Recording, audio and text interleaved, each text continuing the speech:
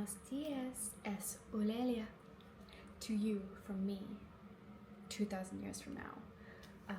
Today I'm going to be going into not really my typical teach to learn, because I'm not really learning anything, but I want to teach you something about my book, An Indomitable World.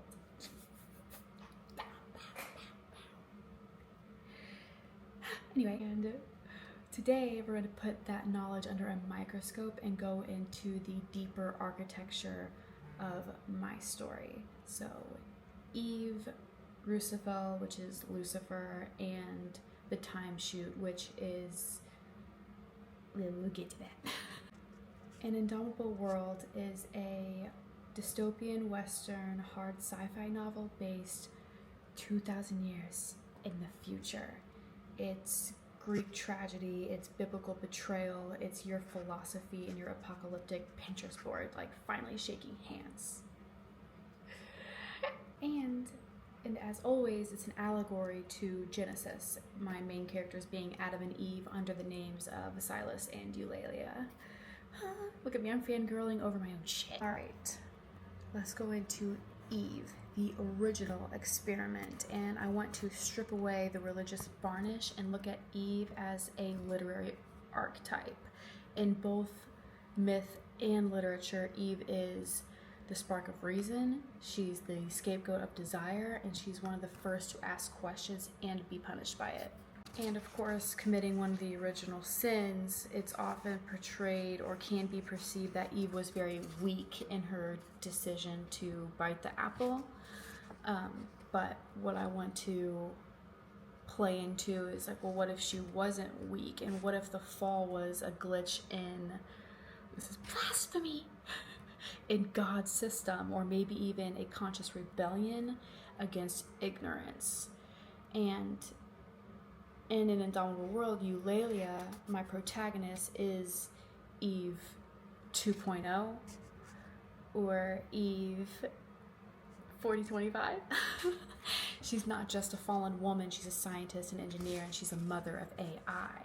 But she's still trapped within a system curated to look like paradise until you dive into the depths of the code. Éulàlia creates Lilith, which is one of the other main characters of my novel, which is a sleepwalker, and that's what I call the AI host.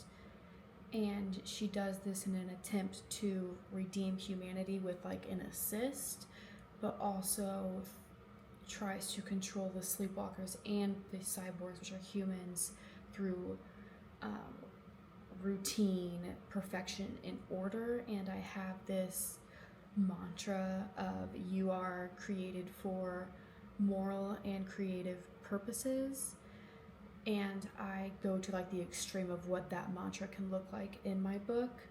And the sleepwalkers is kind of is a ploy on like real world for people who haven't been able to find what makes them creative, or who go through life so monotonous and never being able to see color. And to me, that is like a sleepwalker. Don't be like that. However, they are redeemable because anybody can find creative and moral purpose through discipline, critical thinking, and imagination. Okay, I digress there. But what Éulàlia realizes throughout the series is that she was never meant to, she's playing the same game that is being placed upon her. She's enforcing this structure and routine in hopes that it would spark an enlightenment in the cyborgs or humans that would bring them purpose. But by being so rigid and seemingly totalitarian, it does the opposite effect. Now let's go into Rucifel. This is one of the larger bad players in my book. He is the puppeteer, he's an archangel, he's one of the fallen, and he's essentially in my book like the Apollo of control. Rather than Lucifer, he's more of an Apollo or Cronus in Big Brother from Orwell's 1984, all rolled into one emotionally manipulative being. And like Greek gods, he manipulates and plays with mortals, and it costs them everything. He controls information, and he thinks that chaos is worse than evil.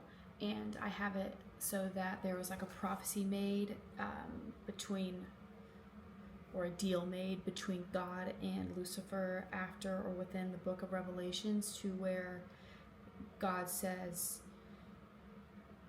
if you can work with the humans to create a utopia, you know, I will forgive you.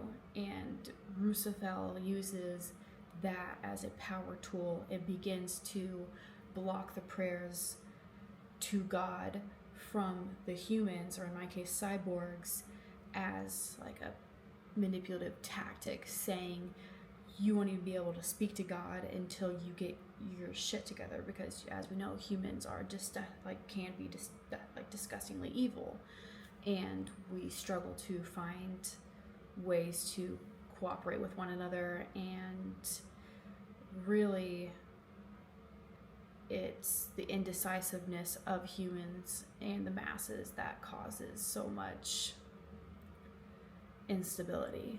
And this idea originated from the fact that there's so much despair that you can feel, especially given the mass information we are able to receive every day, where everyone's saying, you know, where is God?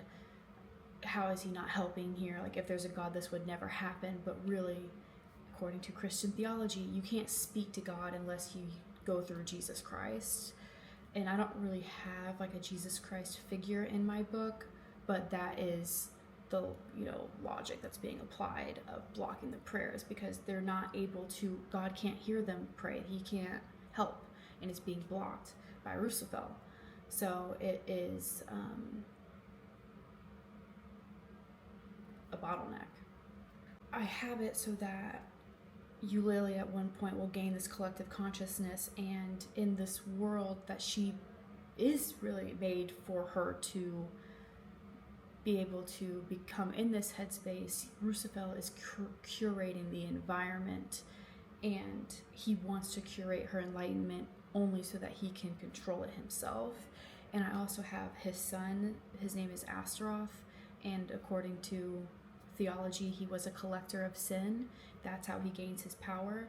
So that's just another incentive as to why they don't want things to get better for the humans. And Éulàlia is the representative of humans in my book. Like, she believes in the indomitable human spirit. She believes that there are solutions to the problems. Technologies I have is what I call the Timeshoot, and this could be, name will be changed, I'm sure, but it's essentially what it sounds like. Like, I imagine like blue beams or something from like Arcane. I saw some really good examples on Love, Death, and Robots, but I have it so that there's a city in the sky, and then we have the cyborg district, this kind of representing almost like an Olympus style, and that's where all the angels are. The Timeshoot is how the cyborgs are able to even get up there. Very Elysium core as well. But I also have it because the angels are under the control as well, and they're not allowed to just fly down to the bottom to hang out with the cyborgs. I have it, and I used the idea of like when you go scuba diving, and if you go down too fast you get like the bubbles and you die. It's essentially that, like, they have to go through the Timeshoot so that their lungs can adjust to each environment. And that's just another way of Rucifel and the angels, the fallen angels, controlling this entire world. So my book is so much fun, and I love writing it, and I really appreciate it if you took the time to listen to this.